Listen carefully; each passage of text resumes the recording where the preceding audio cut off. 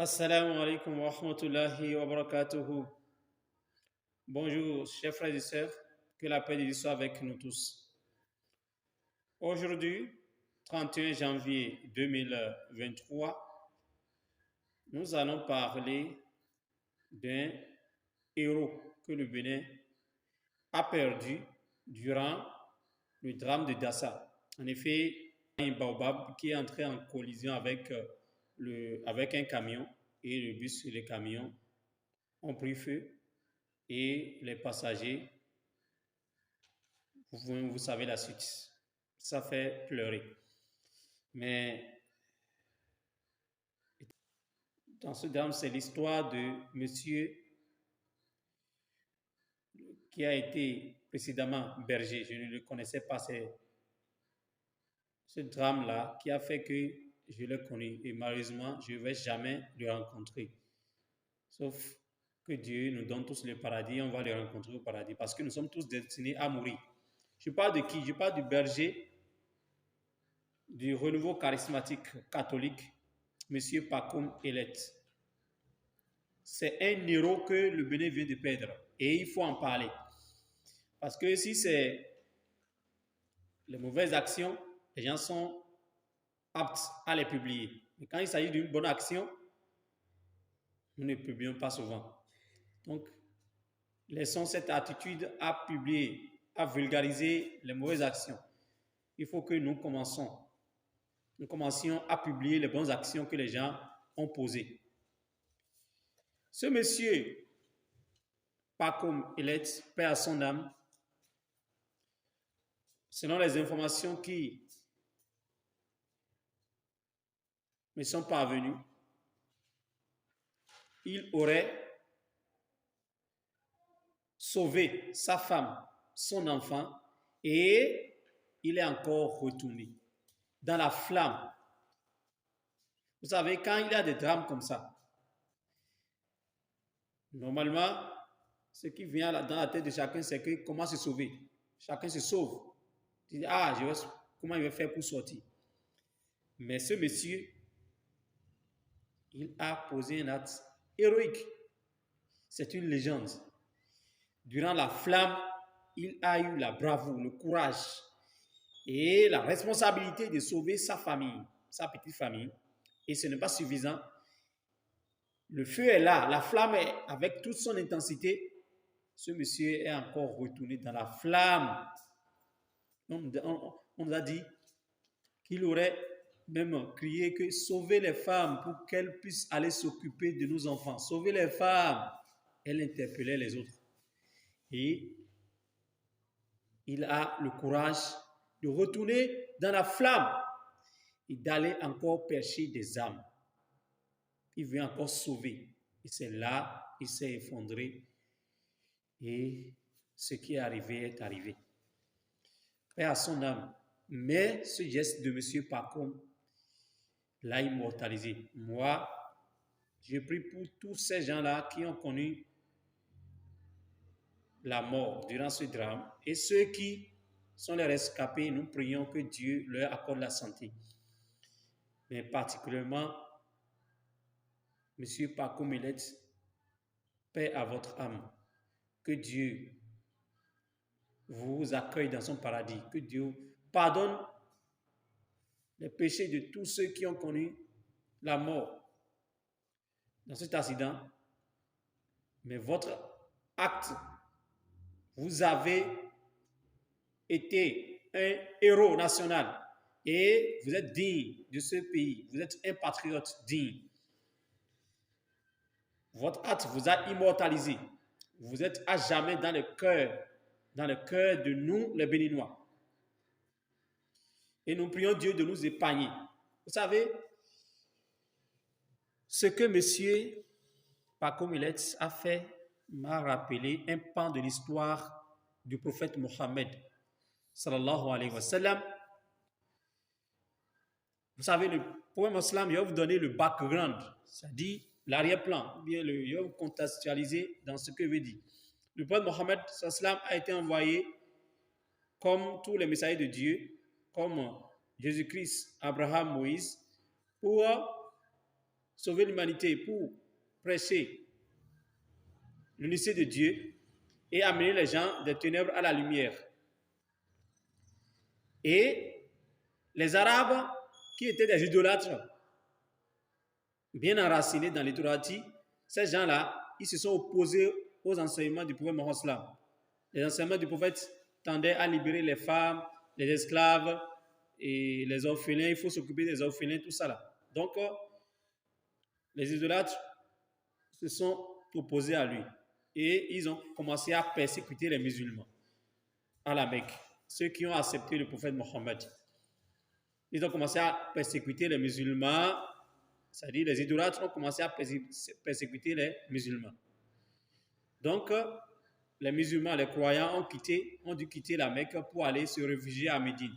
Et ces mécréants ont continué la persécution jusqu'à ce qu'ils sont allés à Médine. Vous n'avez pas le droit d'adorer ce Dieu dont vous parlez. Vous n'avez pas le droit d'adorer Allah, qui est votre Dieu là. Nous allons vous tuer, nous allons vous exterminer. Ce sont les mots des mécréants. Dieu a dit maintenant, toi, Mohammed, et tes compagnons, tes disciples, nous vous autorisons maintenant. Nous, Dieu, nous autorisons de vous défendre.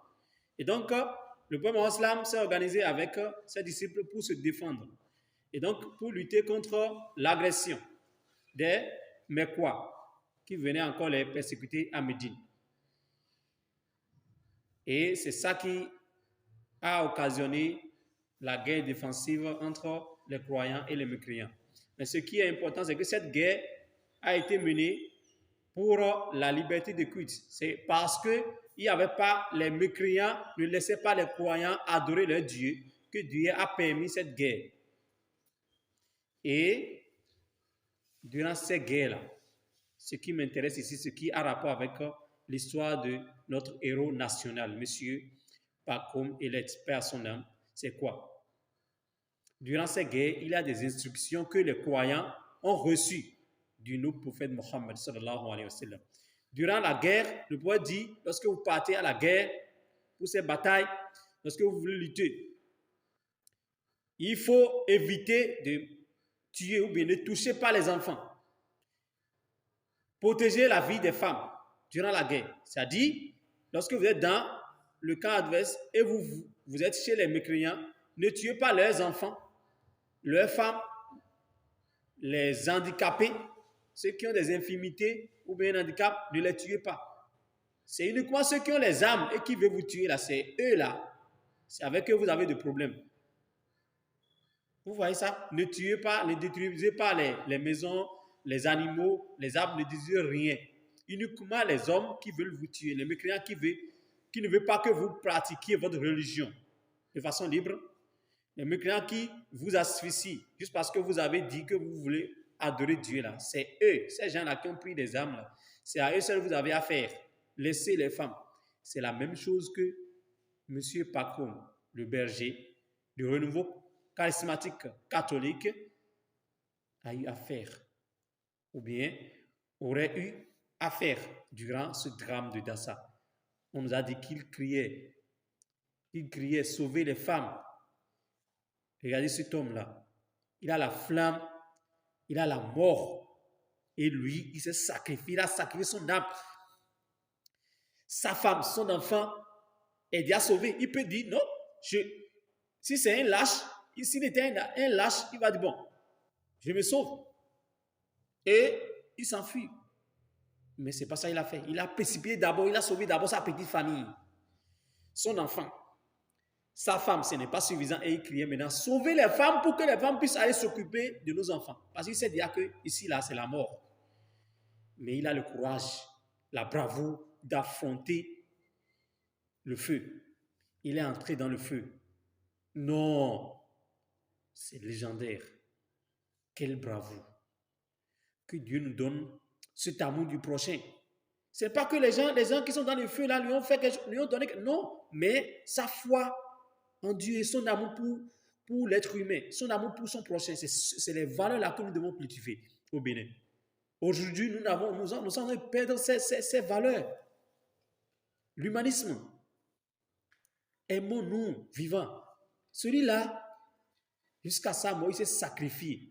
Je ne le connaissais pas, je n'ai jamais entendu parler de lui, mais son histoire m'a marqué. Paix à votre âme, respect total à vous, monsieur Pacom Elex. Que ce que vous avez laissé derrière, votre femme, votre petite famille, votre enfant, que Dieu les console, que Dieu touche leur cœur et que Dieu les protège. Et je nous prie, nous tous, ceux qui suivent cette vidéo, s'il vous plaît, n'oubliez pas les enfants, les gens que ces gens ont laissés derrière eux. N'oublions pas ces gens. Que Dieu nous donne la force, la capacité, les moyens financiers et même les moyens pour soutenir ces gens-là qui sont encore escapés. Prions pour eux. Même si nous n'avons rien là, au moins notre prière. Même si nous n'avons pas un franc pour les aider, mais avec notre prière, nous pouvons les aider de loin.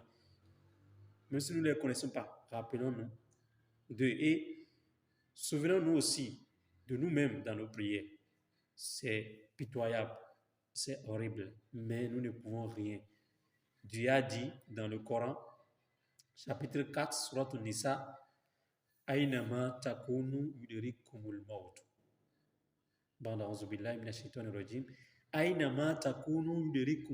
N'importe où que vous soyez, la mort va vous atteindre.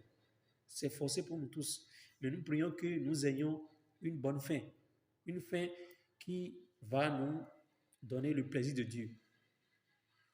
Dieu dit, même si vous êtes caché dans des tours bien solides, solidement construits, la mort va vous atteindre. La mort, c'est ce qui est. C'est la vérité la plus amère. Nous sommes tous là, on va changer ce monde. Ce monde-là, ce n'est pas pour nous. On va quitter. Mais nous ne voulons pas quitter avec les drames du genre. Nous prions Dieu, pardon. Pardon, il faut pas que nous... Il faut nous éviter, il faut nous éloigner de ces genres de drames encore dans le futur. Que Dieu soit avec nous tous. Monsieur Pacom et tous ceux qui ont connu une fin. Ceux qui ont connu la mort, il n'y avait pas d'une fin parce que la vie continue après la mort.